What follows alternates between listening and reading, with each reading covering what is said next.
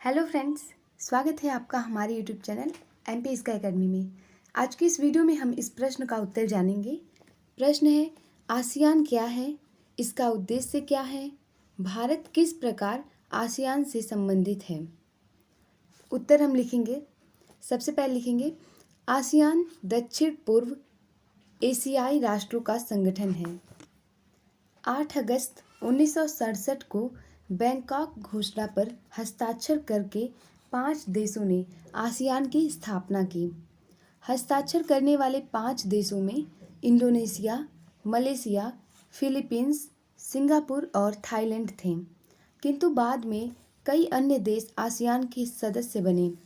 ये देश हैं ब्रुनेई, वियतनाम, म्यांमार, कंबोडिया और लाओस। इस प्रकार इसकी सदस्य संख्या 10 हो गई। कई अन्य देशों के प्रतिनिधि इसकी बैठकों में संवाद साथियों के रूप में भाग लेते हैं। इनमें मुख्यतः ये देश शामिल हैं: भारत, चीन, जापान, कनाडा, ऑस्ट्रेलिया और अमेरिका। आसियान का मुख्यालय इंडोनेशिया की राजधानी जकार्ता में है। आसियान के प्रबंधीय ढांचे में परामर्श न्यायालय, स्थायी समिति, सचिवालय तथा कई स्थायी और अंतरिम समितियां शामिल हैं। आसियान अपनी एक खास कार्य पद्धति के लिए जाना जाता है, जिसे आसियान शैली, आसियान वे कहा गया है, अर्थात अनौपचारिक विचार विमर्श करके सहमति या सर्वसम्मति से किसी निर्णय तक पहुंचा जाए।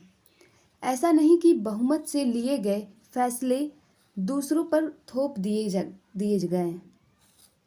यदि कोई मामला बहुत विवादास्पद है तो सदस्य राष्ट्र उसे छोड़कर उन मामलों पर अपना ध्यान केंद्रित करते हैं जिनमें सहयोग की संभावनाएं छिपी हैं। अब लिखेंगे हम आसियान के उद्देश्य। आसियान के उद्देश्य में लिखेंगे, दूसरे विश्व युद्ध से पहले शक्तिशाली देशों, विशेष रूप से यूरोपियन देशों ने दक्षिण एशिया के देशों का शोषण किया, जिसके कारण इन्हें राष्ट्र निर्माण, आर्थिक पिछड़ेपन व गरीबी जैसे समस्याओं का सामना करना पड़ा। इन्हें शीत युद्ध के दौर में भी एक भारी दबाव को झेलना पड़ा। ऐसे समय में दक्षिण पूर्व एशिया ऐसी अस्थिर स्थिति को संभालने की स्थिति में नहीं था। वियतनाम का संकट, वियतनाम में अमेरिका की साम्राज्यवादी भूमिका, कंबोडिया में राजनीतिक संकट, इंडोनेशिया, लाओस एवं म्यांमार में पारस्परिक प्रयत्नों से विकास करने की आवश्यकता ने मिलकर दक्षिण पूर्वी एशिया के राष्ट्रों को एक क्षेत्रीय आर्थिक संस्था स्थापित करने के लिए प्रोत्साहित किया। आसियान के उद्देश्य निम्नलिखित हैं। इसमें अब हेडिंग वाइज हम लिखेंगे आसियान के उद्देश्य। आर्थिक कारण, आसियान सदस्य देशों के बीच व्यापार और निवेश को बढ़ावा देकर आर्थिक विकास को बढ़ावा देता है। दूसरा, सामाजिक प्रगति, सदस्य देशों के बीच सामाजिक नीतियों को समन्वयित करके शिक्षा, स्वास्थ्य और सामाजिक कल्याण में सुधार करके सामाजिक प्रगति को बढ़ावा देता है। तीसरा है सांस्कृतिक विकास। इसमें लिखेंगे, सांस्कृतिक आदान प्रदान को बढ़ावा देकर सदस्य देशों के बीच सांस्कृतिक समझ और सहिष्णुता को बढ़ावा देता है। चौथा लिखेंगे, क्षेत्रीय शांति और स्थिरता, सदस्य देशों के बीच शांतिपूर्ण विवाद समाधान तंत्र को विकसित करके और क्षेत्रीय सुरक्षा सहयोग को बढ़ावा देकर क्षेत्रीय शांति और स्थिरता बनाए रखता है।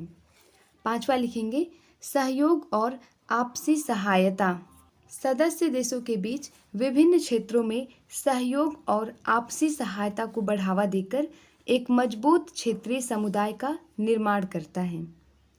छठा लिखेंगे, अंतर्राष्ट्रीय सहयोग, संयुक्त राष्ट्र और अन्य अंतर्राष्ट्रीय संगठनों के साथ सहयोग करके वैश्विक मुद्दों पर मिलकर काम करता है। अब लिखेंगे भारत आसियान संबंध। हम लिखेंगे इसमें, भारत आसियान का एक वार्ता साझेदार है। वार्ता साझेदार को इंग्लिश में डायलॉग पार्टनर्स कहते हैं। इसका मतलब ये हुआ कि भारत जो है वो आसियान का सदस्य देश नहीं है, परंतु जब मीटिंग होता है तो भारत उसमें जाता है। और इसके साथ कई प्रकार के संबंध हैं। भारत आसियान के साथ विभिन्न क्षेत्रों में सहयोग करता है, जैसे कि व्यापार, निवेश, प्रौद्योगिकी और संस्कृति।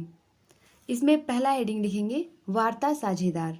भारत आसियान का एक वार्ता साझेदार है, जिसका अर्थ है कि वह आसियान के निर्णय लेने की प्रक्रिया में भाग लेता है, लेकिन आसियान का सदस्य नहीं है। दूसरा लिखेंगे व्यापारिक साझेदार। इसमें लिखेंगे भारत आसियान का चौथा सबसे बड़ा व्यापारिक साझेदार है, जिससे पता चलता है कि दोनों के बीच व्यापार और निवेश मजबूत है। तीसरा लिखेंगे आसियान भारत मुक्त व्यापार क्षेत्र।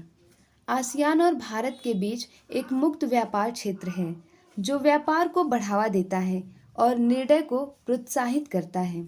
भारत ने आसियान के 2 सदस्य देशों सिंगापुर और थाईलैंड के साथ मुक्त व्यापार का समझौता किया है तथा भारत आसियान के साथ मुक्त व्यापार संधि करने का प्रयास कर रहा है। चौथा है सांस्कृतिक सहयोग। इसमें लिखेंगे दोनों के बीच सांस्कृतिक आदान प्रदान और लोगों के बीच संबंध भी मजबूत हैं। पांचवा है सुरक्षा सहयोग। इसमें लिखना है दोनों के बीच समुद्री सुरक्षा और आतंकवाद के खिलाफ लड़ाई जैसे क्षेत्रों में सहयोग भी है। छठा है शिखर सम्मेलन।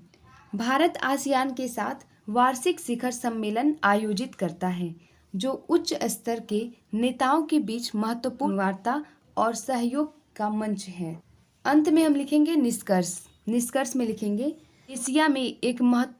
आसियान दक्षिण पूर्व एशिया में एक महत्वपूर्ण क्षेत्रीय संगठन है और इसने क्षेत्र में आर्थिक विकास, सामाजिक प्रगति और क्षेत्रीय शांति व स्थिरता को बढ़ावा देने में महत्वपूर्ण भूमिका निभाई है। Thank you.